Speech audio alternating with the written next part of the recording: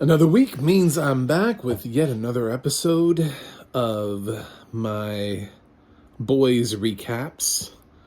Uh, I'm John Stark from MacTheMovieGuy.com, and I'm a blind film critic. So put that in your pipe and smoke it. I just always kind of assume my face is on camera, but whatever. If not, then you're just staring at a wall, I guess. I don't know.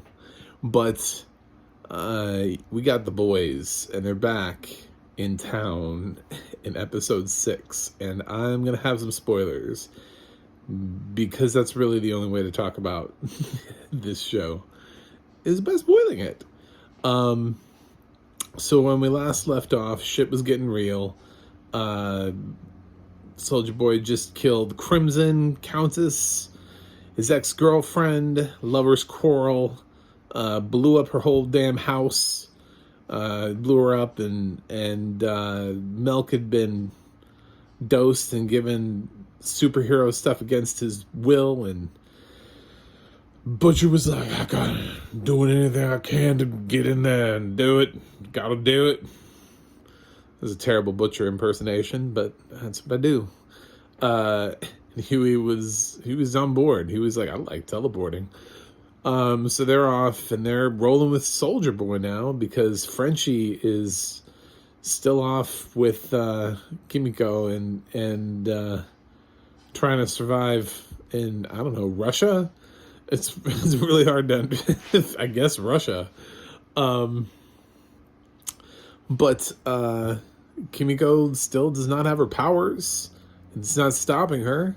Their storyline was kind of great, because Frenchie had been captured in the last episode, and Kimiko gets captured in this episode and put together, and Frenchie, it looks like Frenchie's going to have to choose between her or that other random lady that he was trying to save earlier in the season. I forgot her name. She's irrelevant and hasn't had enough dialogue for me to remember who she is. But luckily, Kimiko undoes her stuff and still manages to kick ass and kill people without actually having powers.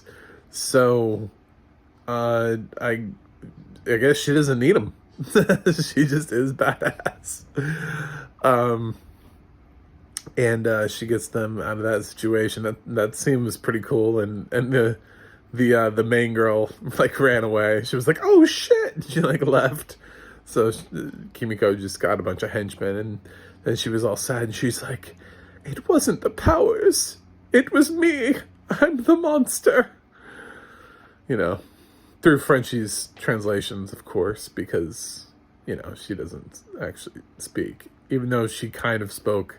Last episode, we didn't get Kimiko trying to speak more. Anyway, so that's what's up with them. Who else do we touch base with? Head Popper she tries really hard to get Starlight on her team. Of course, Starlight has basically learned, I can't trust anybody, and I can't tell anybody anything, because I don't know who's fucking with me and who's not. So she basically just, Head Popper's like, listen, we can team up together. I can do great things. We can take down Homelander. She has 187 million social media reach on her social media reach, which is crazy. But that everybody loves Starlight that much. That comes in handy later, because Starlight originally was just like, no, I can't do this. And she's like, she wants to do it the right way. You know what I'm saying? She wants to be a hero. She doesn't want to keep compromising who she is. So she ends up working with Milk, who is sort of still the last of the good guys. And Milk actually finally goes into his story of how Soldier Boy killed his family, which sounds insane. And he just throws this car into Milk's house, and he didn't even know. He was just a little kid, and his grandfather died because he when he was a little kid, he saw Soldier Boy outside fighting crime, and as part of that, I guess Soldier Boy was like, "Fuck this car," and he just threw this car into into a townhouse thing, and I guess it killed his grandfather. So now he has OCD and hates Soldier Boy. And then when he finally confronts Soldier Boy about it, he's like, who? Like, which one? I've killed lots of people, lots of families. He's really cocky about it. I loved Soldier Boy's interpretation of everything, like everything that had changed. He's talking about, like, we used to be real men, and of course he's saying it to Huey, right? Like the least manly person on the team, but he thinks, I guess, Huey is manly. I don't know, but he's like, what happened with Afghanistan? They used to be our friends, and now they're not, and that shit got him. And he's just all grumpy and talking about. He feels very sort of like very current, sort of like back in my day. He makes fun of Homelander for having a cape. It's like, you're the one with a cape, you know. And then the whole thing kind of culminates in this big fight where, because Soldier Boy is going scorched earth on his old team. He's going after TNT. I didn't get their individual names. They're just constantly referred to because I guess they're twins. I don't know what their powers are. They're trying to like use them together, and they're so out of shape and shitty with their powers. They're having like a superhero orgy because, of course, it's the boys. So we've already had one of those this season. We need another. So we're in yet another orgy. There was some sort of weird snake penis thing. I was trying to get the audio description on that. That was kind of hilarious. I didn't understand how big it was because it almost sounded like it was a pet. I actually thought like it itself was going to be some sort of thing that like morphed into, I don't know if it was attached to somebody, because later on they make a reference to it and it sounds more attached.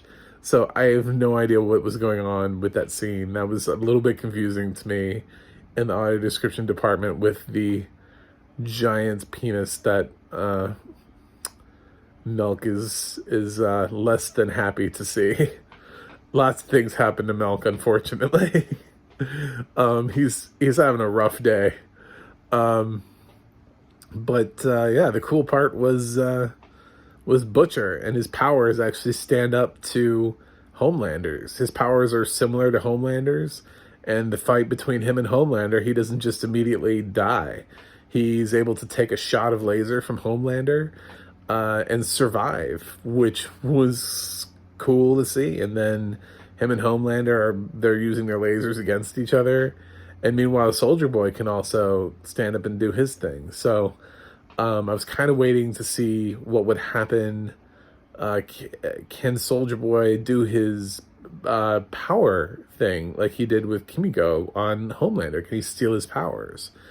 But the whole thing kind of ends with Homelander piecing out and getting out of there, and Starlight sort of stays behind to try to clean up with Milk, because there are still like people alive and they're wounded, and there are a bunch of body bags at the end from what's left of Soldier Boy's explosion when he kills his ex-teammates.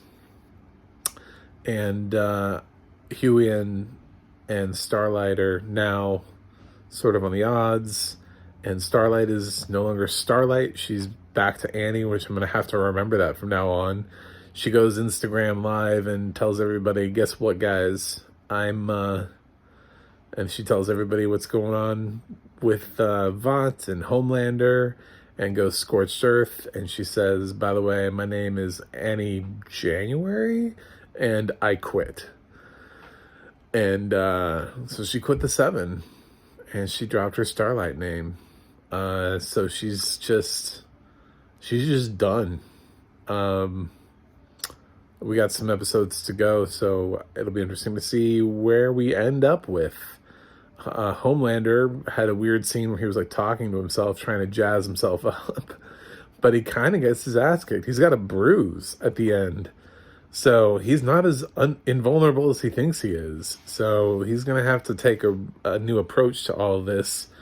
Some of the other smaller things that were really cool that were sort of one-offs was right after Homelander tells Noir how, how he's so awesome because he can rely on him. Noir, like, rips his tracking chip out of him and quits. Like, he just disappears. And then later on, he's mentioned when the TNT twins say that Noir was the one that planned the whole thing to get Soldier Boy.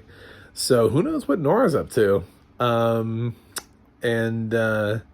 we did see the Deep, and he was having fun with an octopus, I guess you could say. He